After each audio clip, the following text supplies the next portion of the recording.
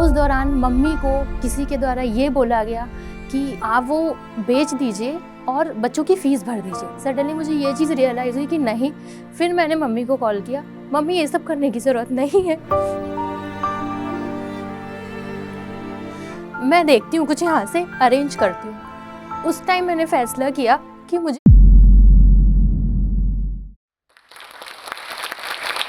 Hello everyone, thanks ये opportunity देने के लिए। मेरा नाम नेहा यादव है, मैं भोपाल से हूँ। मेरा जो जर्नी स्टार्ट होता है वो 1992 से होता है। मेरा जो बर्थ प्लेस था वो सिवनी था, जहाँ से मैंने अपना 12th का स्कूलिंग कंप्लीट किया। उस दौरान जो मम्मी पापा भाई बहन हम सब साथ में जो एक मिडिल क्लास फैमिली में बहुत खुशी से रह रहे थे। देन एक दिन सडनली ये आता है 12th के बाद कि पापा ने बोला कि नेहा अब तुझे क्या करना है। तो पापा को मैंने बोला आई गेस कि मुझे मीडिया में जाना है। तो पापा का ये डिसीज़न था कि मैं नर्सिंग में जाऊँ। उस डिसीज़न को कंटिन्यू करते हुए मैंने पापा के डिसीज़न का मान रखते हुए मैंने अपना नर्सिंग जॉइन किया। देन मेरा नर्सिंग चल रहा था, दीदी भी फर्दर स्टडीज़ के लिए बाहर गए हुए थे। उस दौरान सब कुछ बहुत अच्छा चल रहा था। देन उसके बाद सडनली 2013 में जब मेरा नर्सिंग का 3rd ईयर था, तब मुझे कॉल आता है सडनली घर से कि पापा की बहुत ज़्यादा तबीयत ख़राब हो गई है। तब मैं और दीदी सडनली घर पहुँचते हैं और वहाँ हॉस्पिटल में जाके मुझे ये पता चलता है कि पापा को कार्डियक अरेस्ट आया हुआ है। देन वहाँ पे सारे हम लोग जो मिलके जो डिसीज़न लेते हैं कि पापा का एंजियोप्लास्टी करवाना है, पापा का एंजियोप्लास्टी होता है। आफ्टर 4 टू 5 डेज़ उनका डिस्चार्ज होता है, पापा वापस से घर आते हैं। देन उसके बाद जब मेरा क्योंकि एग्ज़ाम नियर बाय थे तो मुझे वापस अपने एग्ज़ाम प्रिपरेशंस के लिए मुझे भोपाल आना पड़ा। देन होता ये है कि जैसे ही मैं वापस भोपाल आती हूँ, मैं पापा को ये बोल के आती हूँ कि पापा आफ्टर 1 वीक मैं फिर से आऊँगी आपके पास, क्योंकि मुझे अभी एग्ज़ाम है। तो पापा ने बोला नहीं आप जाओ बेफ़िक्र होके, मैं एकदम फिट एंड फाइन हूँ और आप जल्दी से अपने पेपर दे के वापस आओ। देन उसके बाद मैं जैसे ही भोपाल पहुँचना होता है मेरा, फिर मुझे सडनली कॉल आता है विदिन 24 आवर्स। मुझे भोपाल पहुँचे सिर्फ 24 घंटे ही हुआ था। वहाँ पे मुझे कॉल आता है कि देन सडनली पापा का फिर से तबीयत बहुत ज़्यादा ख़राब हो गया है। तो मैं थोड़ा-सा घबरा जाती हूँ उस समय कि अभी तो पापा ठीक थे, फिर सडनली ऐसा क्या हुआ? उस समय तक मुझे ये नहीं बताया गया था कि पापा अब नहीं रहे हैं। देन उसके बाद मैं जैसे ही घर पहुँचती हूँ और मैं वहाँ देखती हूँ कि वहाँ जस्ट उनको लिटाया गया है, तो मैं थोड़ी देर के लिए तो बहुत ज़्यादा शॉक्ड हो जाती हूँ कि ऐसा कैसे पॉसिबल था? देन वहाँ से जो रियल चीज़ चालू ये होती है कि वहाँ से हमारा जो फैमिली ब्रेकडाउन है वो इस कदर होता है कि बहुत ज़्यादा।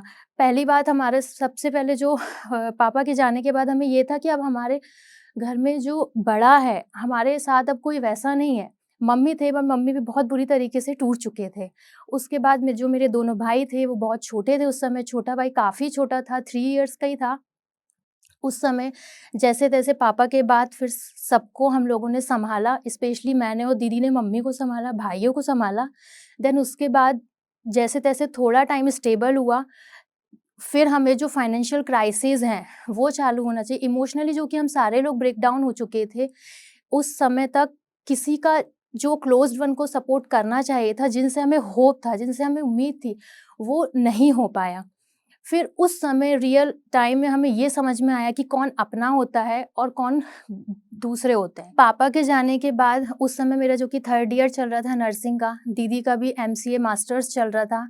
उस समय हमें फाइनेंशियल क्राइसिस इसलिए आया क्योंकि मेरा जो फीस था वो उस टाइम हुआ करता था पर ईयर का 58,000 हुआ करता था।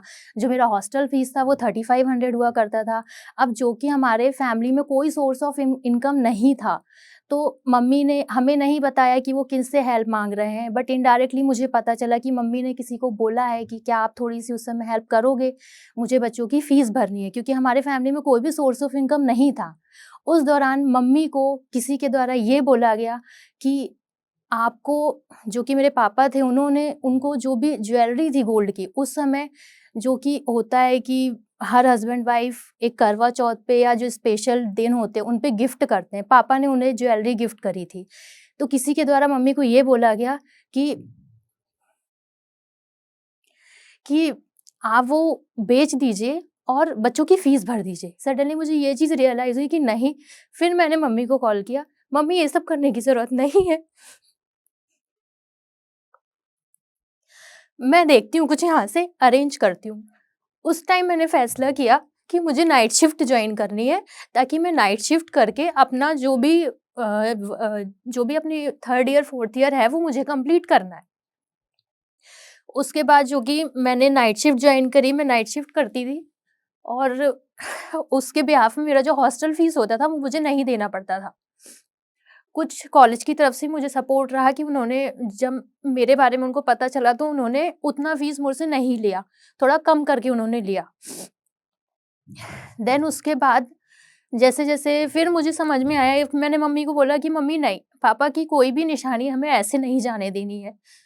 उसके बाद जैसे-तैसे मेरा 3rd ईयर कंप्लीट हुआ, बहुत अच्छे मार्क्स से मैंने नर्सिंग अपना कंप्लीट किया, देन मेरा 4th ईयर कंप्लीट हुआ।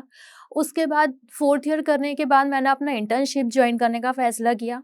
जैसे ही मैंने इंटर्नशिप जॉइन किया 2014 में, दिसंबर में, मुझे इंटर्नशिप जॉइन किए हुए कुछ 3 से 4 ही महीने हुए थे। देन भाई का सडनली कॉल आता है कि दीदी मम्मी की बहुत ज़्यादा तबीयत ख़राब है। तो मुझे कहीं न कहीं अंदर से बोलते हैं जो एक उससे आने लगा कि अचानक से अब ये क्या हो गया? मैं और दीदी सडनली दूसरे दिन पहुँचते हैं, देखते हैं कि मम्मी की तो बहुत ज़्यादा तबीयत ख़राब है। जो कि पापा के बाद से 2 साल के अंदर हम कोई भी सोर्स ऑफ इनकम नहीं था, तो वैसे ही फाइनेंशियल क्राइसिस बहुत ज़्यादा चल रहा था। देन उसके बाद फिर हम जैसे-तैसे मम्मी को रिकवर करने की कोशिश करते रहे कि जैसे-तैसे मम्मी ठीक हो जाएँ। सेम जो चीज़ पापा के टाइम में हुई थी, वही चीज़ मम्मी के टाइम में हुई कि किसी ने कोई सपोर्ट नहीं किया। बहुत से लोग आते थे, हम लोग कभी करीब सिर्फ़ जो मेरा 3 उस समय मेरा जो 3 साल का भाई पापा के टाइम में था, मम्मी के समय वो 5 साल का हो चुका था। उससे बड़ा जो भाई था, जो मेरे से छोटा है, वो उस टाइम उसका 12th था। उस समय हमें कुछ भी समझ में नहीं आया। तब मैंने और दीदी ने ये डिसाइड किया कि नहीं, जैसे-तैसे मम्मी को अभी इस सिचुएशन से निकालना है। 1 मंथ के बाद एक दिन ऐसा आता है कि डॉक्टर बोलते हैं कि आपकी मदर रिकवर कर गए हैं, हम उन्हें आईसीयू से नॉर्मल वार्ड में शिफ्ट कर रहे हैं। तब उस दिन मेरे फैमिली में हमें जो दोबारा एक जीने की आशा मिली कि नहीं, अब मम्मी हैं हमारे साथ, वो हम हमारे लिए वो बहुत खुशी का दिन था। डिस्चार्ज करा के हम लोग मम्मी को ले जाते हैं घर। ठीक घर ले जाने के बाद जस्ट 3 से 4 दिन बाद मम्मी को सडनली तबीयत खराब होता है। सडनली तबीयत खराब होने के बाद हम मम्मी को फिर से हॉस्पिटलाइज़ करते हैं। हॉस्पिटलाइज़ करने के बाद जब हमें ये पता चलता है, 2 दिन मम्मी को एडमिट रखा गया, वेंटिलेटर पे रखा गया, सडनली डॉक्टर आके बोलते हैं कि अब वो नहीं है। उस समय हमारा जो एक आत्मविश्वास जो हमारे बनता जा रहा था धीरे-धीरे, वो बहुत ज़्यादा हम अंदर से टूट चुके थे। उस समय हमें कुछ भी नहीं समझ में आया। मम्मा के टाइम में जब मम्मा एडमिट थे, तो मैंने जो रिलेटिव्स को कॉल किया कि मम्मा की फिर से तबीयत खराब हो गई है, प्लीज़ आप लोग आ जाइए। उस समय उनके द्वारा मुझे कहा गया, ठीक है बेटा, देखते हैं 3-4 दिन में आते हैं। तो वहाँ से हमारा जो एक इमोशनली हम बहुत ज़्यादा ब्रेकडाउन हो गए, प्लस हमें कुछ भी समझ में नहीं आ रहा था कि अब करना क्या चाहिए। उस दिन के बाद हमें ये समझ में आया कि हम जो चारों भाई-बहन हैं, हमें ही एक-दूसरे का सपोर्ट करना है, हमें ही एक-दूसरे का सपोर्टर बनना है, बाकी कोई भी नहीं आने वाला है। मम्मा के टाइम में भी जो पापा के फ्रेंड्स थे, उन्होंने बहुत ज़्यादा सपोर्ट किया। मेरे जो ग्रेट ग्रैंडमदर थे, जो कि अमृतसर में हैं, उन्होंने बहुत ज़्यादा सपोर्ट किया। कि मम्मी के गुज़रने के बाद मैं और दीदी मिलके ये डिसाइड करते हैं कि अब जहाँ हम लोग पहले रहा करते थे सिवनी में, वहाँ हम लोग नहीं रहेंगे, हम लोग भोपाल शिफ्ट हो जाएँगे। भोपाल शिफ्ट होने के बाद उसके बाद मेरे और दीदी के डिसीज़न के बाद हमने ये सोचा कि हमें ही फैमिली को सँभालना है। फिर मैंने अपना इंटर्नशिप कंप्लीट किया। 2015-16 तक मेरा इंटर्नशिप कंप्लीट हुआ। उसके बाद मैंने प्राइवेट जॉब जॉइन किया। उस प्राइवेट जॉब के दौरान मुझे सिर्फ़ 10,000 सैलरी मिलता था। उस समय मुझे 10,000 की सैलरी में अपना घर भी देखना था, दोनों भाइयों की पढ़ाई भी देखना था, प्लस मेरा भी जो फर्दर स्टडीज़ मुझे करनी थी आगे मेरे मास्टर्स के लिए, मुझे उसके लिए भी कलेक्शन करना था, जो कि मुझसे मैनेज नहीं हो पा रहा था। बट फिर भी मैंने हार नहीं मानी, मैंने सोचा सिर्फ़ सोचना है और मुझे ये सोचना है कि मुझे अब करना क्या होगा। उस दौरान मुझे कुछ समझ में नहीं आ रहा था। मैंने उस टाइम में से भगवान को याद किया कि आप ही कुछ रास्ता दिखाओ मुझे। मैंने फिर जैसे-तैसे मैंने एमएससी के लिए मेरे एडमिशन मास्टर्स के लिए ले लिया कि अब जो भी होगा देखा जाएगा। मेरे हॉस्पिटल से मुझे बोला गया, आप डबल शिफ्ट करिए, अगर हम थोड़ा बहुत हमसे जितना हो पाएगा हम आपको सपोर्ट करेंगे, आपको अगर आपको मास्टर्स के लिए इतना ज़्यादा इंटरेस्ट है तो। फिर वहाँ से मेरी जो जर्नी थी वो इस कदर स्टार्ट हुई कि मुझे अपने लिए कभी टाइम ही नहीं मिला।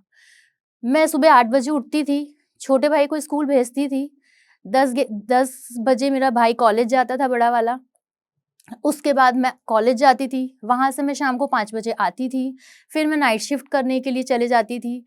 तो वहाँ से मेरा कॉलेज का जो मास्टर्स था वो भी कंप्लीट हुआ, साथ में मेरी जॉब भी चलती रही। देन उसके बाद ऐसा करके 2019 में मेरा मास्टर्स कंप्लीट हुआ। उसके बाद जब मेरा मास्टर्स कंप्लीट हुआ फिर मैंने अपने कॉम्पिटिटिव एग्ज़ाम्स की तैयारी चालू करी। जैसे ही मेरा इंटर्नशिप कंप्लीट होता है उसके बाद मेरा 2019 में मास्टर्स कंप्लीट होता है।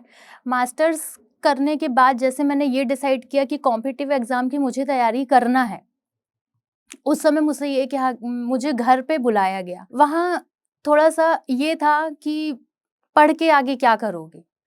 भाइयों को पढ़ाओ, तुम्हें तो कल को शादी करके दूसरों के घर जाना है। बट मुझे जो ठीक लगा मैंने वही किया, क्योंकि मुझे ये बिलीव नहीं था कि मैं शादी करने के बाद या मैं अपना फ्यूचर या करियर सिक्योर करने के बाद अपने भाइयों को कैसे सपोर्ट करूँगी। मेरी कल को जहाँ शादी होती है, वो लोग मुझे सपोर्ट करने देंगे कि नहीं? तो उस समय मैंने दीदी से डिस्कशन किया। दीदी बोले तुझे जो ठीक लगता है वो कर, बाकी मेरा ये सजेशन है कि पहले तू अपने पैरों पे खड़ी हो। उसके बाद मैं भोपाल आती हूँ। मैंने जो मेरे से छोटा भाई है उससे बोला मुझे कॉम्पिटिटिव की तैयारी करनी है, बस मुझे थोड़ा-सा सपोर्ट चाहिए, वो भी सिर्फ़ मुझे टाइम का सपोर्ट चाहिए। तब मेरे भाई ने बोला कि दीदी आप टेंशन मत लो, हम लोग अपना-अपना कर लेंगे, मैं सूर्या को देख लूँगा जो मेरा छोटा भाई है, आप अपने कॉम्पिटिटिव पे फ़ोकस करो। उस समय उसका जो साइकोलॉजिकल सपोर्ट था, मैं रात-रात भर अगर अपने कॉम्पिटिटिव की तैयारी कर रही हूँ, तो वो रात में कभी मुझे चाय बना के दे रहा है। अगर मैं दिन में खाना नहीं बना पा रही हूँ, तो वो खाने मेरे टेबल पे ला के रखता है कि दीदी सिर्फ़ तू तैयारी कर, बाकी मैं देख लूँगा। फाइनली 2019 में मेरा सिलेक्शन होता है as a community health officer. मैं उसको जॉइन करती हूँ। अब क्योंकि वो एक ऐसी पोस्ट थी जहाँ मुझे रूरल एरिया में पोस्टिंग मिली थी, तो वहाँ मुझे जाना-आना थोड़ा दूर पड़ता था और क्योंकि मैं अपने ओन व्हीकल से जाती थी, थोड़ा रिस्की था। तो भाई ने कहा कि दीदी या तो मैं छोड़ूँगा या तो आप ये जॉब के साथ और अदर कॉम्पिटिटिव की एग्ज़ाम की तैयारी करो, क्योंकि वो रूरल एरिया है, आप रोज़ अकेले जाते हो, वहाँ जाना आपको रिस्की है। और उसके कॉलेज के कारण वो मुझे डेली अप एंड ड्रॉप नहीं कर पाता था। उस दौरान उसने मुझे मोटिवेट किया कि नहीं और तैयारी करो आप अपनी। फिर मैंने फिर से अपनी तैयारी स्टार्ट करी। फिर 2021 में मैंने फिर से गवर्नमेंट की तैयारी करी। देन मेरा सिलेक्शन होता है गवर्नमेंट मेडिकल कॉलेज विदिशा में। मैंने विदिशा में जॉइन किया। जैसे ही मैंने विदिशा में जॉइन किया, करीब मैंने 1 मंथ विदिशा में जॉइन किया। बस उस ड्यूरेशन में सब लोग घर में खुश थे कि चलो इसका दूसरी जगह सिलेक्शन हो गया है, अच्छे जगह सिलेक्शन हुआ है। बट मैं कहीं न कहीं अंदर से खुश नहीं थी, क्योंकि मैं आज भी उन बड़े भाइयों में उनका बचपना देख रही थी। मुझे उनके साथ रहना था। मैंने फिर डिसाइड किया कि नहीं, मुझे अपना होम टाउन ही चाहिए। मैंने फिर से तैयारी चालू करी। इस बार फाइनली मुझे जो मेरा भोपाल में जो मेरा ड्रीम जॉब था, जो मेरे पापा का सपना था मेन चीज़, कि तुझे यहाँ ही जॉइन करना है। ये तेरे लिए बेस्ट अपॉर्च्युनिटी है, ये जगह तेरे लिए बेस्ट है। पापा का ड्रीम ध्यान में रखते हुए, मेरे भाइयों को ध्यान में रखते हुए, मैंने वो भोपाल का एग्ज़ाम दिया गवर्नमेंट मेडिकल कॉलेज का, हमीदिया हॉस्पिटल का, जिसे गांधी मेडिकल कॉलेज भी बोलते हैं। वहाँ पे मैंने अपना तैयारी चालू किया, वहाँ पे मेरा 2021 में सिलेक्शन हुआ। फाइनली सब घर में बहुत खुश थे कि जिस चीज़ के लिए इसने इतने सारे स्ट्रगल किया, वो चीज़ आज फाइनली इसके पास है। जैसे-तैसे हम बहुत ज़्यादा अब तक स्टेबल हो चुके थे, भाई भी जॉब कर रहा था, छोटा भाई भी तब तक 10th में था। दीदी का भी पैकेज अच्छा हो चुका था, प्लस मैं भी सेटल हो गई थी। अब जो कि ये जो स्टेबल स्टेज थी, जहाँ एक आम इंसान सोचता है कि फाइनली हमें जो एक हम मानते हैं आज की डेट में कि सक्सेसफुल इंसान क्या है, कि वो फाइनेंशियली स्टेबल है, प्लस उसकी फैमिली उसके साथ है, एक हमारा घर है, एक जो नॉर्मल इंसान की थिंकिंग होती है कि हम टोटली स्टेबल हैं, उस जगह पे आज हम सब हैं। बट इतने स्ट्रगल के बाद आज हमें उन लोगों को, वो लोग हमें कनेक्ट करने की कोशिश करते हैं जिन्होंने मम्मी पापा के टाइम में हमें ये बोल के कह दिया कि ठीक है बेटा 2-3 दिन में देखते हैं। उस समय ना तो उनने फाइनेंशियली सपोर्ट किया, ना तो उनने हमें इमोशनली सपोर्ट किया, ना साइकोलॉजिकली सपोर्ट किया। प्लस इस पूरे ड्यूरेशन में जो मेरी शुरू से आखिरी तक जो जर्नी रही है, सबसे बड़ा जो एक स्ट्रेंथ था मेरे अंदर, वो ट्रस्ट था खुद के प्रति, भगवान के प्रति, कि नहीं, अगर कुछ गलत हुआ है तो ऊपर वाला कभी ना कभी कुछ ना कुछ अच्छा करेगा। एक वो लड़की थी जो एक टाइम में ये सोचती थी कि 10,000 में क्या होगा, मैं कैसे मैनेज कर पाऊंगी। वो सारी जर्नी के बाद आज मैं इतनी स्टेबल हूँ कि मैं अपने घर पे भी सपोर्ट करती हूँ, अपने जो और अदर करियर ऑप्शंस हैं मैं उसमें भी अपना ड्रीम देख रही हूँ, उसके लिए मैं भी हार्ड वर्क कर रही हूँ।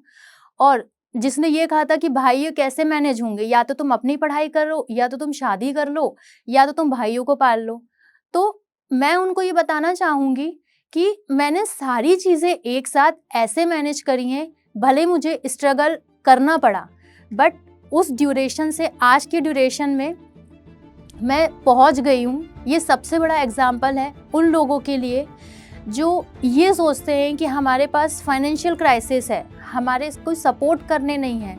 तो मैं उन लोगों से ये कहना चाहूँगी कि सिर्फ आप अपना हार्ड वर्क करिए, भगवान पे ट्रस्ट कीजिए और अपने पेरेंट्स को रिस्पेक्ट कीजिए, क्योंकि पेरेंट्स का जो हार्ड वर्क होता है वो हमें कोई भी बच्चा शायद ही रियलाइज़ कभी कर पाता होगा कि बाहर पेरेंट्स कितना हार्ड वर्क करके हमें हमारी पूर्ति के लिए कितना हार्ड वर्क करते हैं। एंड में मैं जोश टॉक आशा को बहुत बहुत धन्यवाद देना चाहती हूँ कि उन्होंने मुझे यहाँ बुलाया और अपनी जो भी जर्नी थी वो शेयर करने का मौका दिया।